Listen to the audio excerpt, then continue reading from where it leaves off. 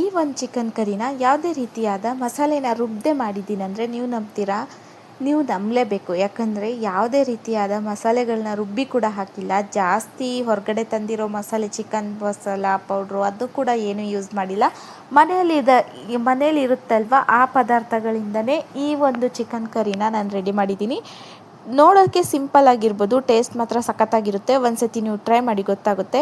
ಒಂದು ಕುಕ್ಕರಿಗೆ ಆಯಿಲ್ ಹಾಕಿಬಿಟ್ಟು, ಆಯಿಲ್ ಬಿಸಿ ಆದಮೇಲೆ ಇದಕ್ಕೆ ಈರುಳ್ಳಿನ ಹಾಕಿಬಿಟ್ಟು, ಇದಕ್ಕೇ ಶುಂಠಿ, ಬೆಳ್ಳುಳ್ಳಿ, ಹಸಿಮೆಣಸಿನ್ಕಾಯಿ ಕುಟ್ಟಿರೋದನ್ನ ಇದಕ್ಕೆ ಆ್ಯಡ್ ಮಾಡಿಬಿಟ್ಟು, ಚಿಕನ್ನು ರುಚಿಗೆ ತಕ್ಕಷ್ಟು ಉಪ್ಪು ಆ್ಯಡ್ ಮಾಡಿ ಚೆನ್ನಾಗಿ ಮಿಕ್ಸ್ ಮಾಡಿ, ಇದಕ್ಕೇ 2 ಟೇಬಲ್ ಸ್ಪೂನಷ್ಟು ಧನಿಯಾ ಪೌಡ್ರು, 1 ಟೇಬಲ್ ಸ್ಪೂನಷ್ಟು ಗರಂ ಮಸಾಲ, ಬ್ಲ್ಯಾಕ್ ಪೆಪ್ಪರ್ ಇಷ್ಟೇ ಹಾಕಬೇಕಾಗಿರೋದು. 1 ಟೇಬಲ್ ಸ್ಪೂನಷ್ಟು ಅಚ್ಕಾರದ ಪುಡಿ, ಸ್ವಲ್ಪ ಅರಿಶಿನ ಪುಡಿ ಇಷ್ಟನ್ನು ಹಾಕಿ ಚೆನ್ನಾಗಿ ಚಿಕನ್ನ ಬೇಯಿಸ್ಕೋಬೇಕು. ಅದು ಎಣ್ಣೆ ಎಲ್ಲ ಸೈಡಿಗೆ ಬಿಟ್ಕೋತಾ ಇರುತ್ತೆ ನೋಡಿ, ಅಷ್ಟು ಚೆನ್ನಾಗಿ ನಾವು ಚಿಕನ್ನ ಫ್ರೈ ಮಾಡ್ಕೋಬೇಕು.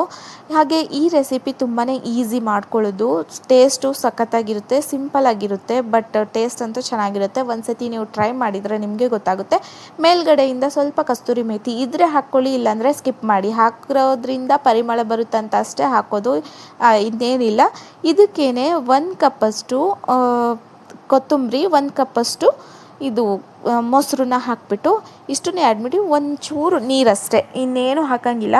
ಇಷ್ಟನ್ನು ಹಾಕಿಬಿಟ್ಟು ಒಂದು 4 ವಿಸಲ್ನ ಬೇಯಿಸ್ಕೊಂಡ್ರೆ ನಮ್ಮ ಲೇಝಿ ಚಿಕನ್ ಅಂತಲೇ ಹೇಳ್ಬೋದು. ಯಾಕಂದರೆ ಮಾಡೋಕ್ಕೆ ಒಂದೊಂದು ಸತಿ ಬೇಜಾರಾದಾಗ ಈ ರೀತಿ ಮಾಡ್ಕೊಂಡು ತಿನ್ಬೋದು. ಯಾಕಂದರೆ ಮಸಾಲೆನೂ ರುಬ್ಬಂಗಿಲ್ಲ, ಏನೂ ಇಲ್ಲ, ಬರೀ ಏನೇನು ಮಸಾಲೆ ಹೇಳಿದ್ದೀನಲ್ವ ಅಷ್ಟನ್ನು ಹಾಕಿ ಮಾಡಿ ನೋಡಿ, ನಿಮಗೆ ಗೊತ್ತಾಗುತ್ತೆ. ನೋಡೋಕ್ಕೆ ಸಿಂಪಲ್ ಆಗಿದ್ದರೂ ಟೇಸ್ಟ್ ಮಾತ್ರ ಸಖತ್ತಾಗಿರುತ್ತೆ.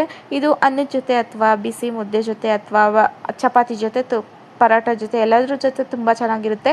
ನೀವು ಒಂದ್ಸತಿ ಟ್ರೈ ಮಾಡಿದರೆ ನಿಮಗೆ ಗೊತ್ತಾಗುತ್ತೆ. ಹಾಗೆ ಇಲ್ಲಿಯವರೆಗೂ ನನ್ನ ವಿಡಿಯೋ ನೋಡಿದ್ದಕ್ಕೆ ಧನ್ಯವಾದಗಳು.